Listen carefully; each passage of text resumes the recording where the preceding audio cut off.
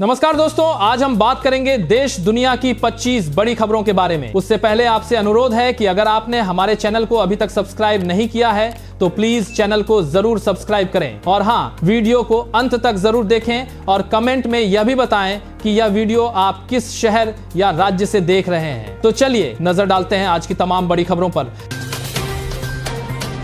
उत्तराखंड सरकार ने चारधाम यात्रा 2026 के लिए ऑनलाइन रजिस्ट्रेशन प्रक्रिया में बड़ा बदलाव किया है। अब श्रद्धालुओं को चारधाम यात्रा का ऑनलाइन रजिस्ट्रेशन फीस देकर करना होगा ताकि फर्जी बुकिंग और गलत रजिस्ट्रेशन को रोका जा सके। सरकार ने शुल्क तय करने के लिए एक कमेटी बनाई है जो जल्द शुल्क निर्धारित करेगी और उसके बाद ही रजिस्ट्रेशन पोर्टल चालू होगा। भारतीय रिजर्व बैंक ने किसान क्रेडिट कार्ड योजना में 4 बड़े बदलाव प्रस्तावित किए हैं। अब किसान क्रेडिट कार्ड की अवधि 3 साल से बढ़ाकर 6 साल तक करने का सुझाव दिया गया है। इसके अलावा लोन की सीमा को सीधे फसल की लागत से जोड़ने, ब्याज दर को तय तरीके से लागू करने और आकलन प्रक्रिया में सुधार जैसे कदम भी प्रस्तावित किए गए हैं। इस बदलाव का मकसद किसानों को लंबे समय तक और आसान तरीके से ऋण सुविधा देना है ताकि वे बेहतर तरीके से खेती कर सकें। सरकार ने किसानों के लिए एक नया AI सहायता वाला डिजिटल प्लेटफॉर्म भारत विस्तार लॉन्च किया है। यह टूल किसानों को फोन कॉल या मोबाइल से खेती से जुड़ी जानकारी देगा, जैसे मौसम अपडेट, मंडी भाव, फसल सलाह और सरकारी योजनाओं की जानकारी। किसान इसे अपने मोबाइल या साधारण फोन कॉल से भी इस्तेमाल कर सकेंगे क्योंकि यह वॉइस फर्स्ट AI प्लेटफॉर्म है। केंद्रीय कृषि मंत्री ने बताया है कि इससे किसानों को निर्णय लेने में मदद मिलेगी और खेती आसान होगी। बिहार में अब खुले में मांस की बिक्री पर बैन लगा दिया गया है। राज्य सरकार ने साफ कहा है कि कहीं भी सड़क किनारे या सार्वजनिक जगहों पर मांस बेचना अब मान्य नहीं होगा। नए नियमों के अनुसार सभी मांस की दुकानों को अपने स्थान तय करने होंगे और सफाई व्यवस्था के मानकों का पालन करना जरूरी होगा। अगर कोई भी व्यक्ति खुले में मांस बेचता पाया गया तो उसके खिलाफ कानूनी कार्रवाई की जाएगी। यह कदम स्वच्छता और सामाजिक शांति बनाए रखने के लिए उठाया गया है। उत्तर प्रदेश सरकार ने साफ कहा है कि इस साल नए शिक्षकों की भर्ती नहीं की जाएगी। राज्य के शिक्षा मंत्री ने बताया है कि लगभग 47,000 पद खाली हैं, लेकिन सरकार के पास पर्याप्त शिक्षक और शिक्षा मित्र पहले से मौजूद हैं, इसीलिए अब नई भर्ती करने का कोई प्लान नहीं है। शिक्षा मंत्री के अनुसार खाली पदों के बावजूद मौजूदा स्टाफ से ही काम चलाया जाएगा। इस घोषणा से लाखों TAT और DLED पास अभ्यर्थियों को निराशा का सामना करना पड़ रहा है। हाल ही में सामने आए आंकड़ों के मुताबिक भारत में जनवरी 2026 तक लगभग 39 लाख करोड़ नकद पैसे प्रचलन में हैं। आश्चर्य की बात यह है कि डिजिटल भुगतान जैसे UPI इस्तेमाल तेजी से बढ़ रहे हैं, फिर भी लोगों के पास नकद रखने की आदत कम नहीं हुई है। विशेषज्ञों के अनुसार बड़े खरीदारी, पुराने व्यवहार और ग्रामीण इलाकों में नकद ही प्राथमिक पसंद होने का कारण है कि दुनिया डिजिटल हो रही है, लेकिन लोगों का कैश पर भरोसा अभी भी बना हुआ है।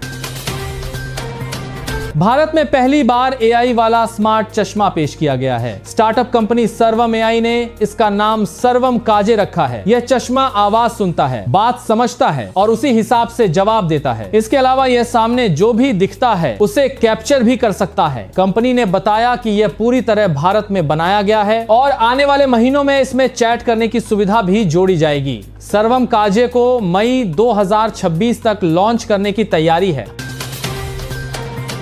अब विदेशी भी भारत में कर सकेंगे UPI से payment. National payments corporation of India ने UPI वन वर्ल्ड नाम से नया डिजिटल वॉलेट लॉन्च किया है। इस सुविधा से भारत आने वाले विदेशी नागरिक बिना भारतीय बैंक खाता और मोबाइल नंबर के भी UPI से भुगतान कर सकेंगे। विदेशी यात्री अपने मोबाइल में ऐप के जरिए वॉलेट बनाकर QR कोड स्कैन कर दुकानों, होटल, टैक्सी और अन्य सेवाओं में आसानी से पेमेंट कर पाएंगे। इससे नकद पैसे रखने और मुद्रा बदलने की परेशानी कम होगी और भारत में डिजिटल पेमेंट का इस्तेमाल और बढ़ेगा।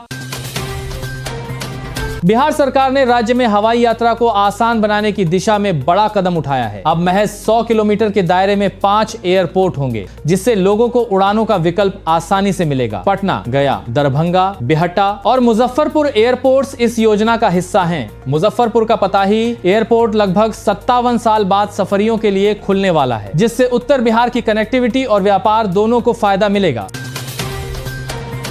सरकार ने शिक्षा में आर्टिफिशियल इंटेलिजेंस AI टूल्स को शामिल करने का निर्णय लिया है। अब स्कूलों और कॉलेजों में पढ़ाई लिखाई के लिए AI तकनीक का उपयोग किया जाएगा ताकि सीखने समझने का अनुभव और बेहतर हो सके। शिक्षकों और छात्रों दोनों को AI आधारित टूल्स के बारे में प्रशिक्षण मिलेगा, जिससे पढ़ाई में मदद मिलेगी। सरकार का कहना है कि इससे नई तकनीकों के साथ सीखने की क्षमता बढ़ेगी और विद्यार्थियों को भविष्य की तैयारी में मदद मिलेगी। दिल्ली में सोमवार को इस मौसम का अब तक का सबसे गर्म दिन दर्ज किया गया। सफदरजंग वेधशाला में अधिकतम तापमान 31.6 डिग्री सेल्सियस तक पहुंच गया, जो सामान्य से करीब 60 डिग्री ज्यादा है। इस गर्मी ने फरवरी में ही मार्च जैसा मौसम महसूस कराया। मौसम विभाग के अनुसार अगले कुछ दिनों में पश्चिमी विक्षोभ सक्रिय होने से हल्की बारिश और आंधी बादल की संभावना है, जिससे तापमान में थोड़ी राहत मिल सकती है।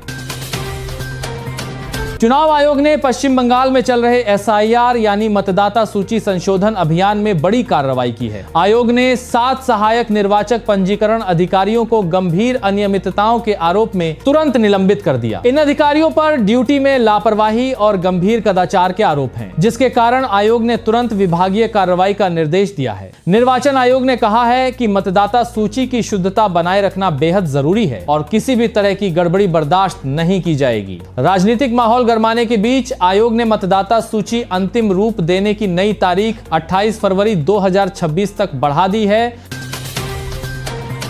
उत्तर प्रदेश सरकार ने आंगनबाड़ी और आशा कार्यकर्ताओं के मानदेय में बढ़ोतरी का फैसला किया है। मुख्यमंत्री योगी आदित्यनाथ ने विधान परिषद में बताया कि अब आंगनबाड़ी वर्कर्स और सहायकों का मानदेय भी बढ़ाया जाएगा। साथ ही आशा कार्यकर्ताओं को भी ज्यादा सम्मान राशि दी जाएगी। सरकार का कहना है कि इससे इन महिला कर्मचारियों की आर्थिक स्थिति मजबूत होगी और वे बेहतर सेवाएं दे सकेंगी।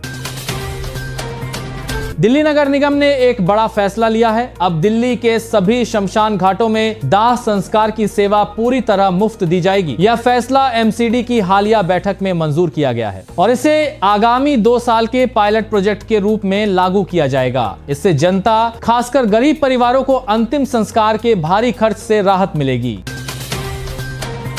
दिल्ली और आसपास के इलाकों में आज मौसम करवट लेने वाला है। मौसम विभाग के मुताबिक 18 फरवरी को बारिश के साथ तेज हवाएं चल सकती हैं और येलो अलर्ट जारी किया गया है। इस बदलाव से दिन के तापमान में कुछ कमी आ सकती है। हालांकि आगे चलकर फिर से गर्मी बढ़ने के संकेत भी हैं। लोगों से अपील की गई है कि खराब मौसम के दौरान सावधानी बरतें।